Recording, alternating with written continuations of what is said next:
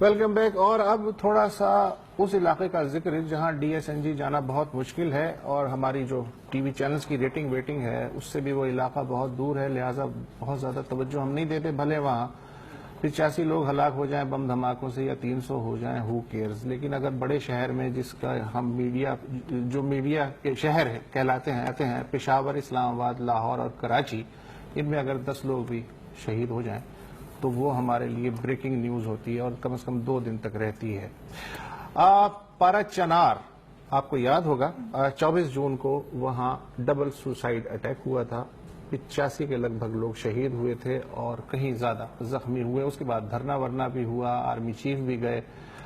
لیکن ان سے کہیں پہلے کچھ دیوانے تھے جو خود کو social activist, human rights activist کہتے ہیں، وہ وہاں چلے گئے اور انہوں نے وہاں کی حالت زار دیکھی. کچھ آئی پریس میں، میڈیا میں، کچھ نہیں آئی ہے. تو ہم نے پوری صورتحال جاننے کے لیے ان میں سے ایک کو بلا لیا، جبران ناصر صاحب، جو ہمارے پاس اس وقت موجود ہیں. جبران، ویلکم ٹو دا شو. وعلیکم السلام. کیوں گئے تھے بھائی وہاں؟ سر 2 باتیں.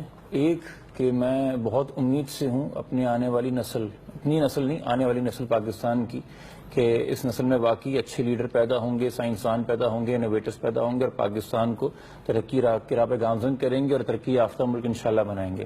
مگر اس کے ساتھ ساتھ میں بہت فکر مند ہوں کہ کیا ہم ایسے حالات چھوڑے جا رہے ہیں جس کے اندر وہ نئی نسل پنپ سکے، ان کو سوچ کی آزادی ہو، اپنی اظہار کی آزادی ہو اور یہ سارے زندگی کی محفوظ حفاظت کی آزادی ہو. سر وہاں جو یہ دیکھا کہ میں نے بڑے اس طرح کے دھرنے اٹینڈ کیے ہیں اور اکثر ہوتا ہے کہ دھرنے کی قیادت کے لیے کوئی مذہبی تنظیم یا سیاسی تنظیم آ جاتی ہے. یہاں ایک منفرد بات یہ تھی کہ نوجوان آئے گئے اور نوجوانوں نے کہا کہ ایٹ موسٹ جو ہے جو آپ کی کنونشنل تنظیمیں ہوتی ہیں یہ خطابت کر سکتی ہیں یہاں پہ آ کے، مگر دھرنے کی ٹرمز جو ہیں، دھرنے کی کنڈیشنز جو ہیں اور چیف آف آرمی سٹاف سے ملاقات جو ہے یہ اس بار نوجوان کرے گا جو سیاسی مفاہمت سے دور اپنے مستقبل اور اپنے حال کے بارے میں سوچ رہا ہے. اور ایک نمایاں جو پہ شخص آغا مزمل حسین جو دھماکے کی رات صبح 3 بجے تک آدھے سے زیادہ میتوں کو غسل دیتا رہا. اگلے دن صبح تکیہ اور بستر لے کے آ گیا، دھرنے میں بیٹھ گیا. اس نے 28-29 سال کی عمر ہوگی، کیا خوبصورت اس نے قیادت کی اور اس کی قیادت کے اندر جو نوجوان جڑے ہیں.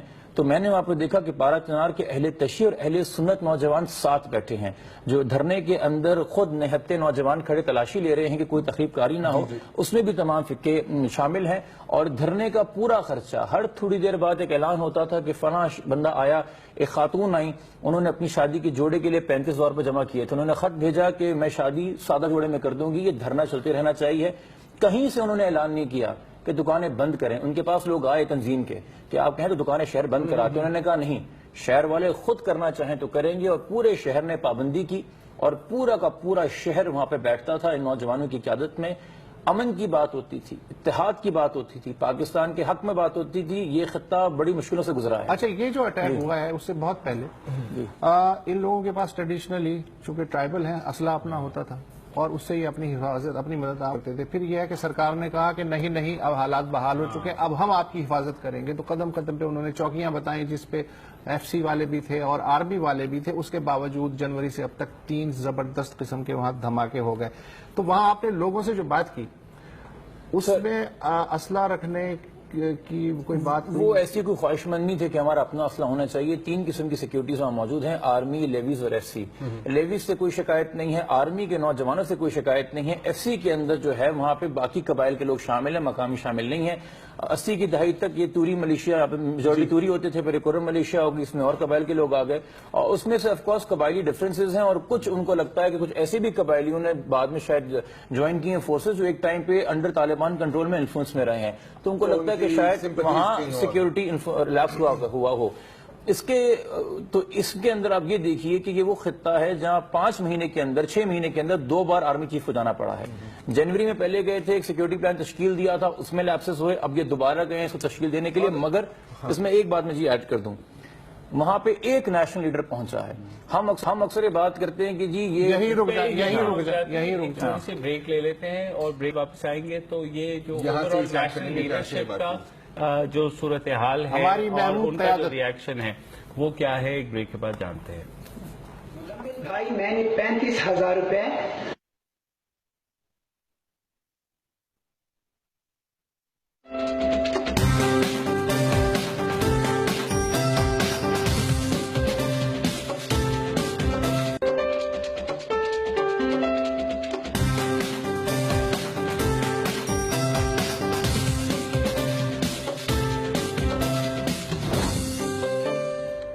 جی ہم بات کر رہے ہیں پارا چنار دھماکے کی جو گزشتہ ہفتے ہوا، خاصا اس سے ہماری نہ صرف عید کا رنگ بھی پھیکا پڑ گیا بلکہ بہت زیادہ دوبارہ سے ایک بات یہ ہونی شروع ہو گئی کہ ملک میں دہشت گردی جو خاصی حد تک کم ہو گئی تھی وہ کوئٹہ اور پارا چنار کے دھماکوں کے بعد وہ ٹیرر ویو دوبارہ آئی ہے۔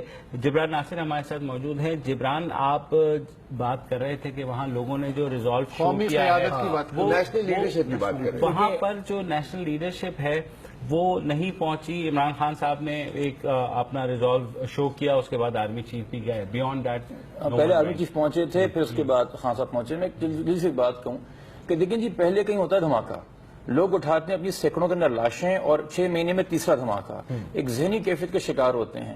پھر اس پاکستان کی حکومت، ہمارے ارباب اقتدار اور میڈیا ایکسپیکٹ کرتا ہے کہ آپ منظم ہو جاؤ، صبر کرو، ذرا پولیٹیکل مینڈیٹ لے کے آؤ، ذرا 1 دن 2 دن 3 دن پورا ہفتہ تو بیٹھ کے دکھاؤ، پھر شاید ہم غفلت کی نیند سے جاگیں گے، جو کہ پھر ہم دیکھیں گے کہ یار یہ تو اب ہڈی گلے حلق میں پھنس گئی ہے، اب تو جانا پڑے گا وہاں پہ۔ اس کے باوجود بھی صرف پی ٹی آئی کی چیئرمین شپ لیول، رحمان ملک صاحب نے کوشش کی آنے کی، بٹ وہ چیئرمین شپ لیول سے نہیں تھی، اور نون لیگ نے تو بالکل یتیم چھوڑ دیا ان کو۔ تو جو ہم کہتے ہیں نا کہ تفرقہ کیوں پیدا ہو رہا ہے، اور اس کے بعد ایون دو بہت لیٹ آئے خان صاحب، مگر خان صاحب کو بہت داد ملی وہاں پہ آنے پر، انہوں نے ایک بات کی، انہوں نے سارا ملبہ ڈال دیا انٹرنیشنل کنسپریسی سیکٹرینزم، مگر انہوں نے کہا جو مقامی لوگ ساتھ دیتے ہیں سیکٹرینزم کا ان کو ہم روکیں گے۔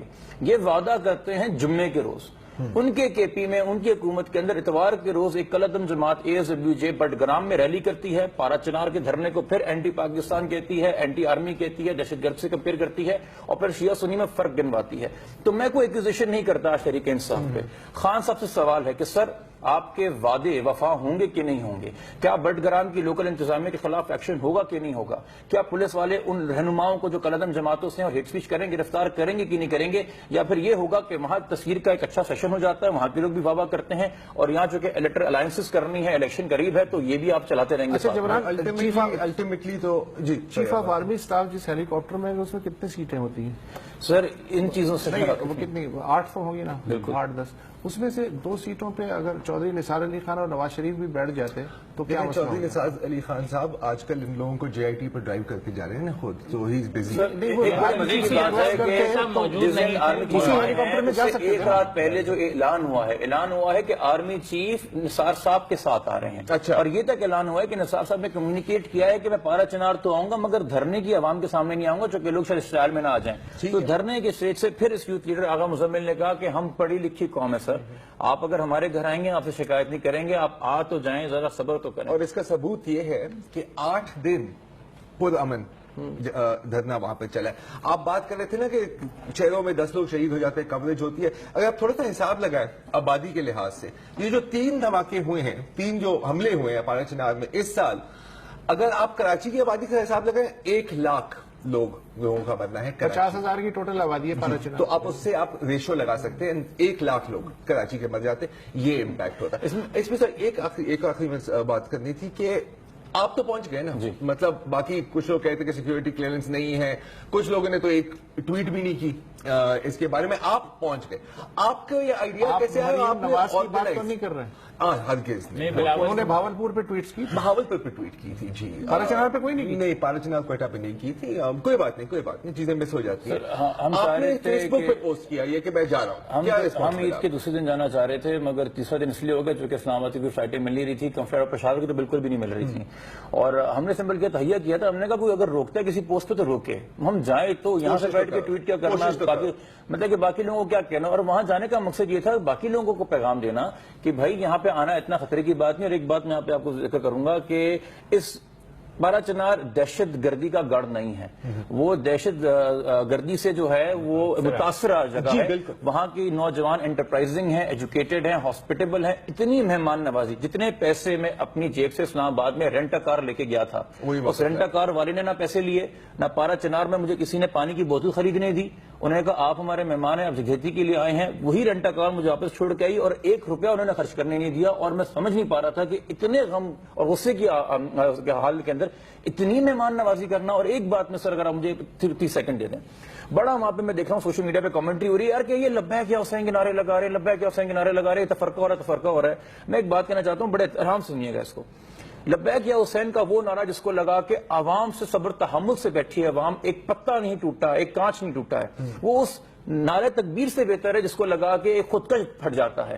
آپ نعرے کی نیت کو دیکھیے, نعرے کے معنی کو سمجھیے. تفرقے کی بات نہیں ہو رہی, وہاں پہ بھی اہل تشیع اہل سنت ساتھ بیٹھے ہوئے ہیں, وہ صبر تحمل کی بات کر رہے ہیں, وہاں کوئی مذہبی انتشار وہ نہیں پھیلانے کی بات ہو رہی ہے. مگر جب نیشنل قیادت وہاں جائے گی نا, جب باقی لوگ علاقوں سے وہاں جائیں گے تو وہ الون فیل نہیں کریں گے اور اس طرح کا تعصب پیدا نہیں ہوگا. اور جس طرح آپ کہہ رہے ہو کہ وہاں سنی اور شیعہ ساتھ بیٹھے, ایک دوسرے کے غم میں ساتھ شریک ہوئے, کرسچنز بیٹھے سر, ہندو مقامی آ کے بیٹھے, تو وہاں پر اگر نیشنل قیادت ہماری جاتی یکجہتی شو کرتی. اب وہاں پر پارا چنار کے لوگ یہ کہہ رہے ہیں کہ وزیر اعظم نواز شریف پورے اس ٹینیور میں وہ وہاں انہوں نے کبھی چکر اچھا نہیں چلے لگایا ٹھیک ہے, وہاں پارا چنار یار خطرناک جگہ ہے, میں نہیں جاؤں گا.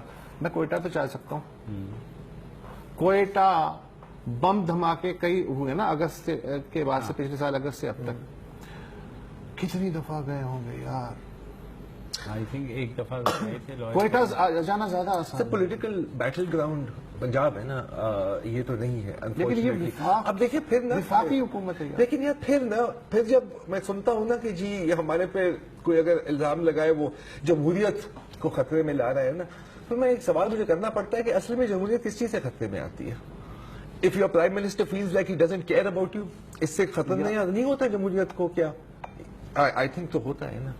اس میں یار ویسے انفارچونیٹلی, اور ہم بھی اس میں we are included in this because ہم پچھلے پورے ہفتے ہم چھٹی پہ تھے, ہم پارا چنار کو نہیں کور کر سکے.